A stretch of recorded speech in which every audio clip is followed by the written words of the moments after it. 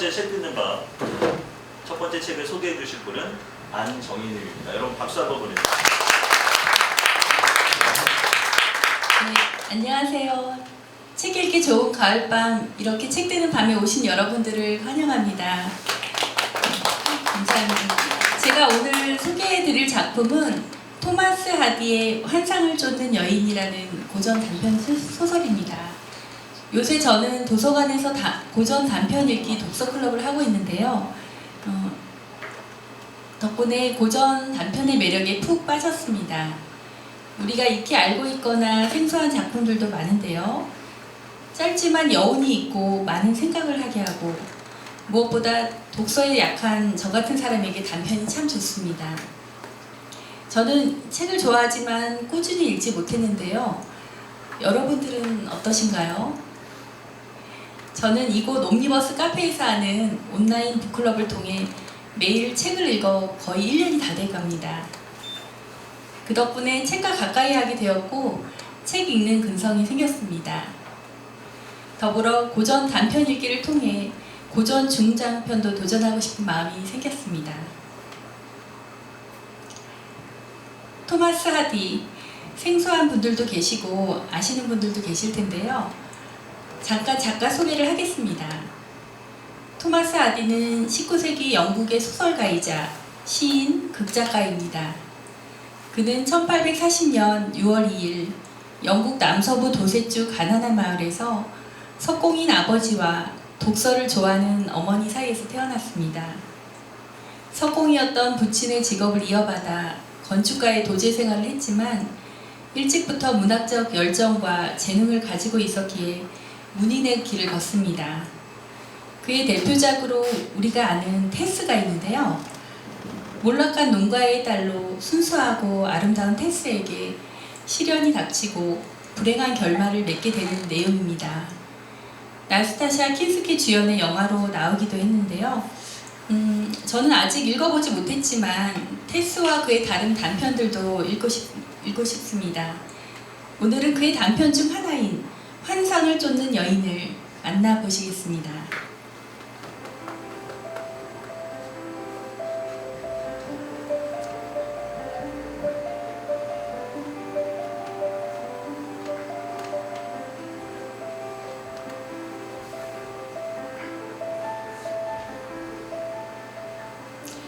엘라는 총기 제조업을 하는 남편 마치밀, 그리고 세 아이와 남부럽지 않게 살고 있었습니다. 남편은 돈을 잘 벌어 여유 있는 생활을 했고 겉으로 보이기에 잘 어울리는 한상이었습니다. 엘라는 키가 작고 우아했으며 체격이 날씬했습니다. 동작은 경쾌하고 생기가 넘쳤습니다. 마치밀은 키가 크고 얼굴이 길었습니다. 갈색 수염을 기르고 고지식했지만 언제나 아내에게 친절하고 관대했습니다. 그런데 그런 두 사람은 서로 맞지 않았습니다. 먼저 엘라를 만나볼까요? 엘라, 남편은 어떤 사람인가요?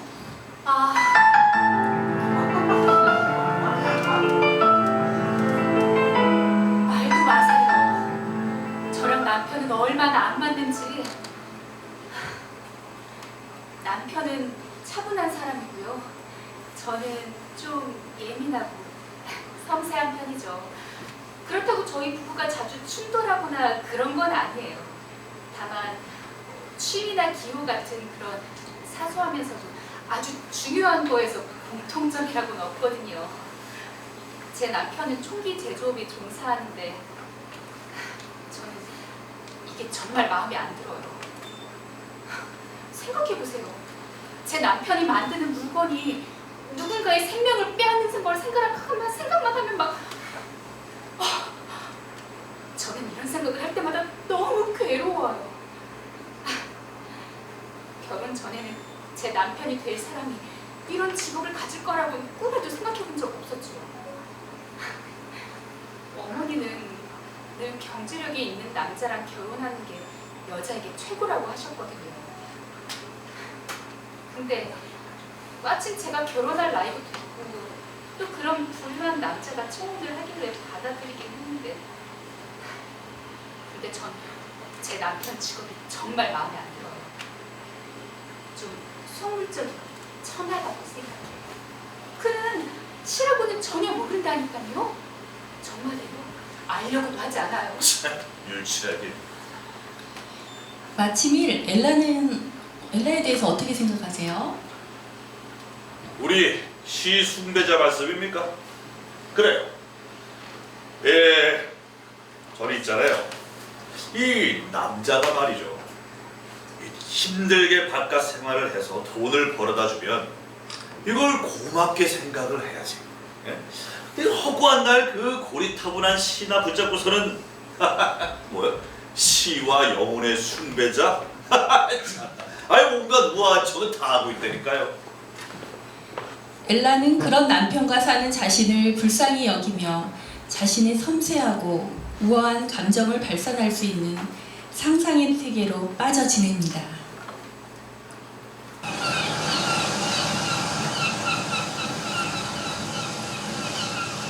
그러던 어느 날 부부는 여름 휴가를 맞아 새 아이들과 함께 휴양지인 솔렌트 바닷가로 가게 됩니다.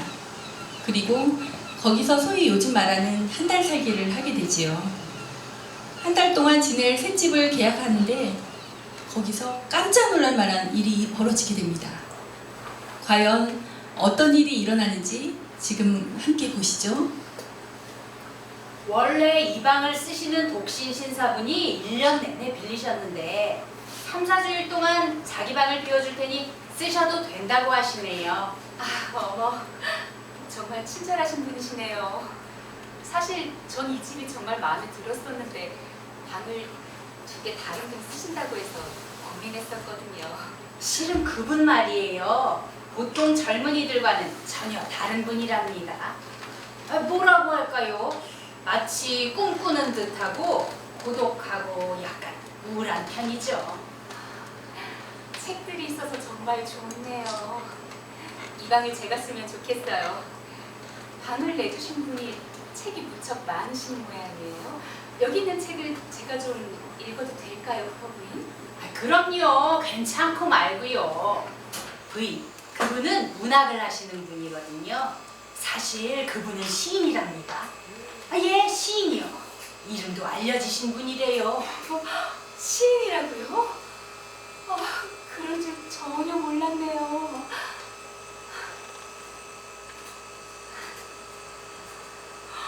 어머나! 저도 아는 이름이에요. 로버트 트레이. 잘 알고 말고요. 이분의 시도 제가 잘 아는걸요. 우리가 빌린 방이 바로 그분 방이라니 어떡하죠? 우리가 그분을 쫓아낸 셈이 됐네요. 엘라는 혼자 남아서 로버트 트리를 생각하고 있었습니다.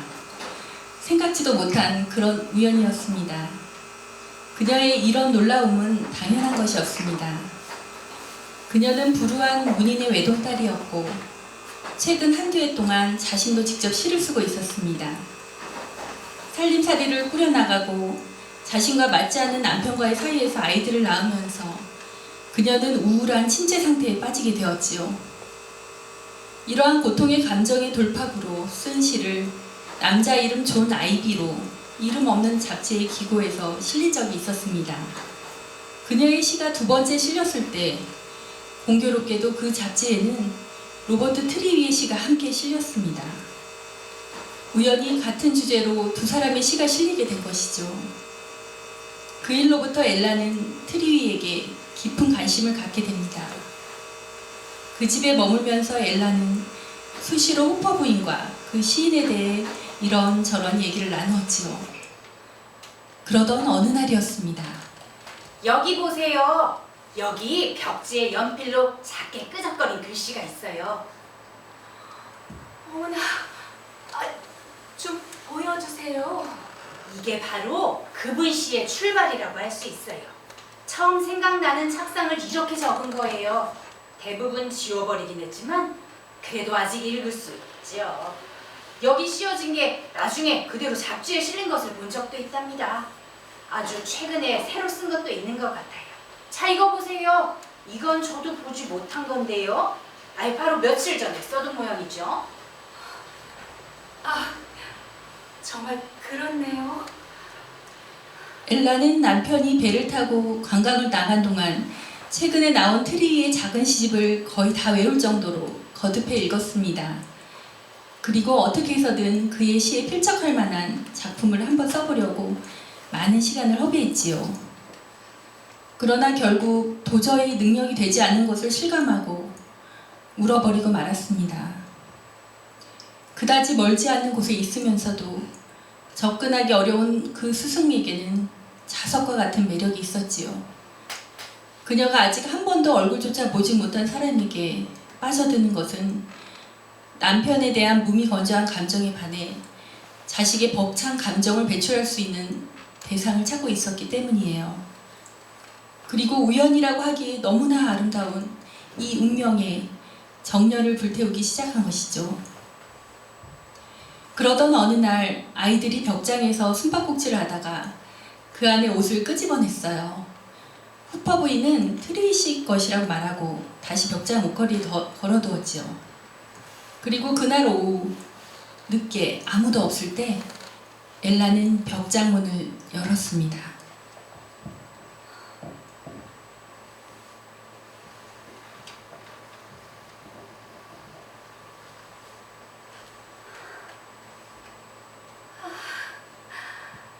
엘리야의 외투요.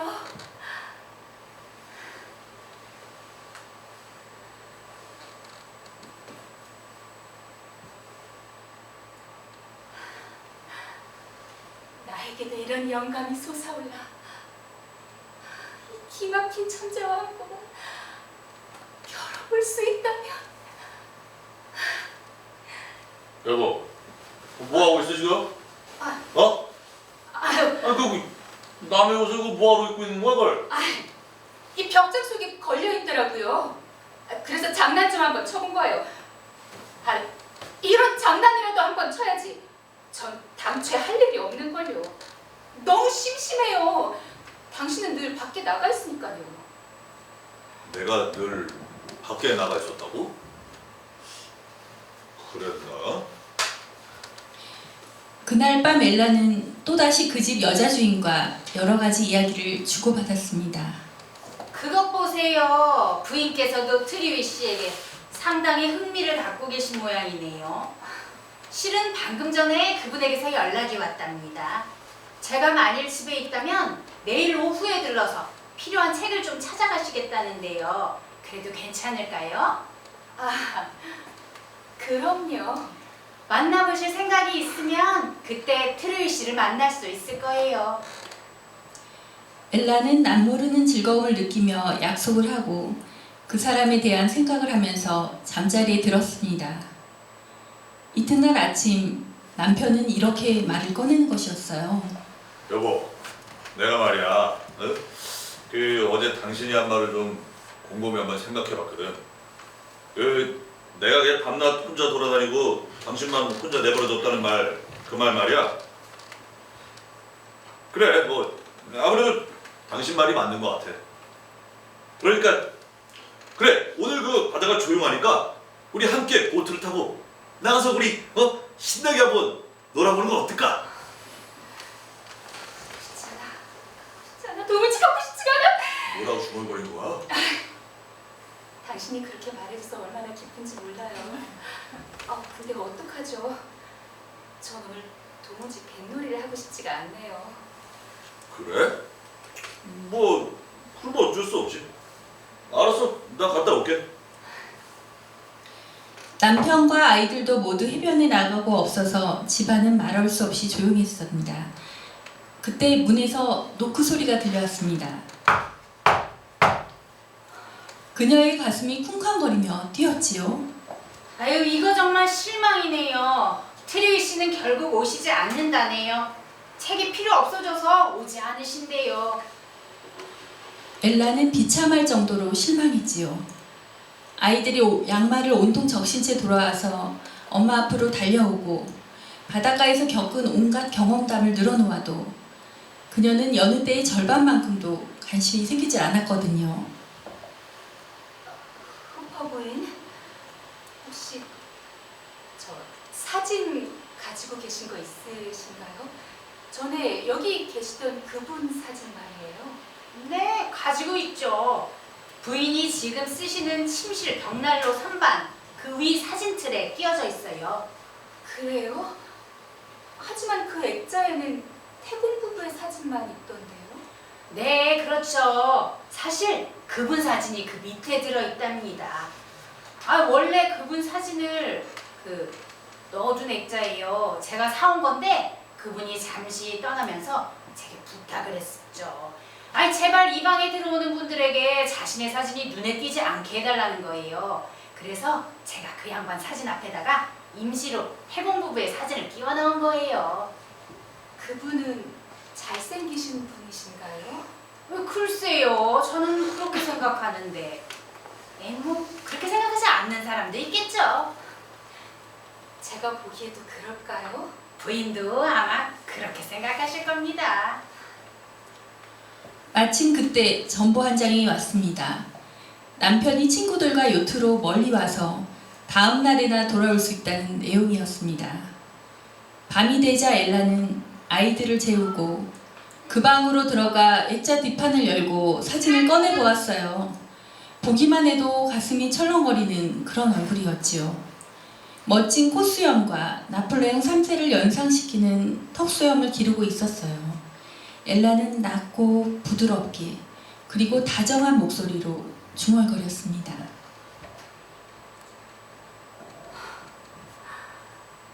바로 당신이군요. 그토록 몇 번이고 제 빚을 빼앗아갔던 사람이.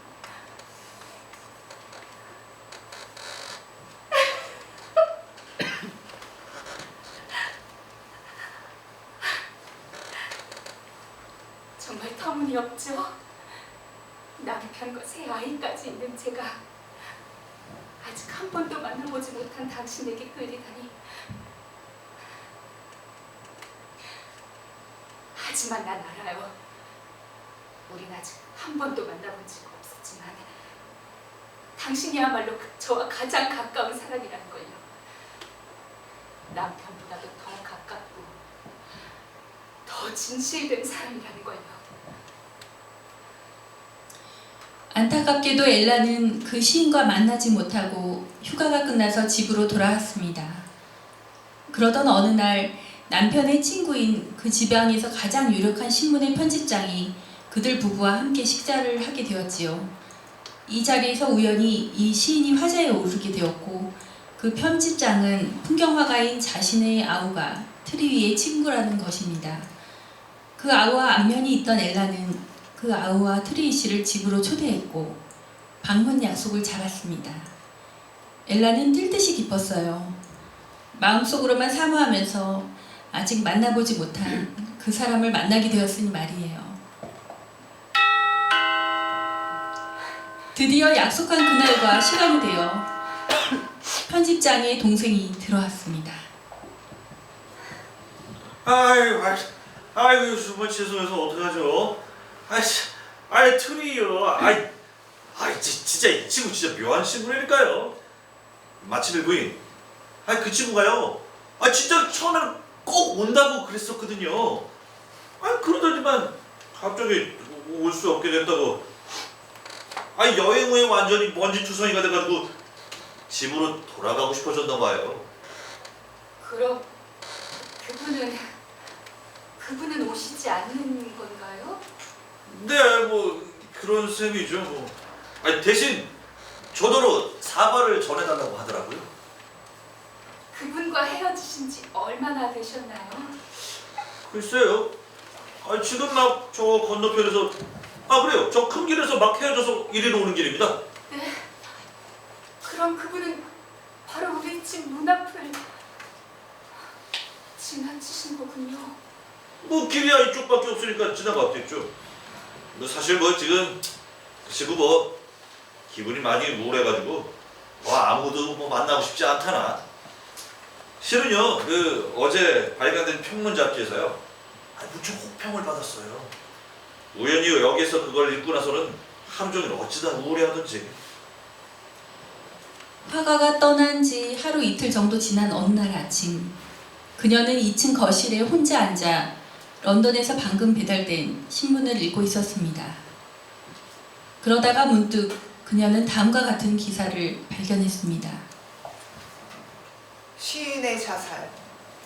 장래가 촉망되는 서정 시인으로서 최근 몇 년간 명성이 높아지기 시작했던 로버트 트위시가 지난 토요일 밤 솔렌트시에 있는 숙소에서 권총으로 오른쪽 관자놀이를 쏘아 자살했다. 그는 최근 미지의 여인에게 드리는 노래라는 시집을 내어 많은 독자들의 호응을 받았다. 다만 어떤 평론 잡지에서 신랄한 비평을 받기도 했다. 그 이후 그가 매우 침울했다는 주위 사람들의 증언으로 미루어 확실치는 않으나 이번에 그 혹독한 평가가 비극의 원인이 된 것으로 추측된다. 또 신문에는 친구에게 남긴 그의 유서도 소개되고 있었습니다.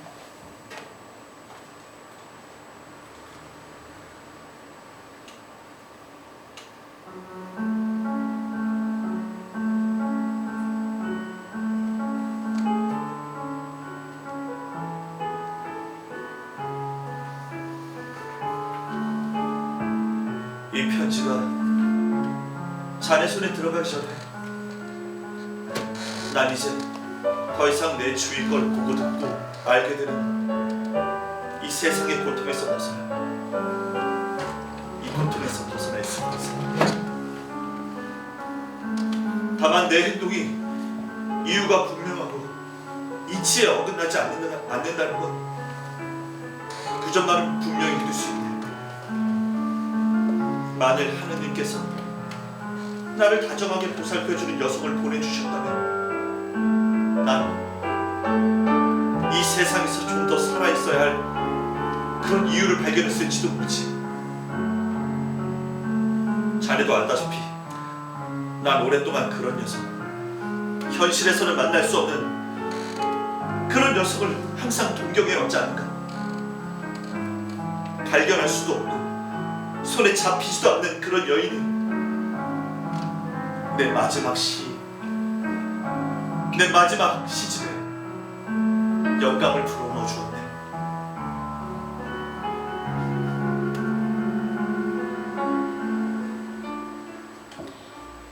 시인의 유서를 본 엘라의 마음은 어땠을까요? 그리고 어떤 일들이 벌어질까요? 깜짝 놀랄 만한 결말이 있습니다. 궁금하신 분은 책을 통해 만나보시죠. 그 출발 비디오 여행도 그 결말을 얘기해주지 않잖아요. 그래서 이 반전의 결말이 있습니다. 이 작품은 단편이라 작품 단독으로는 전자책으로 만나보실 수 있고요.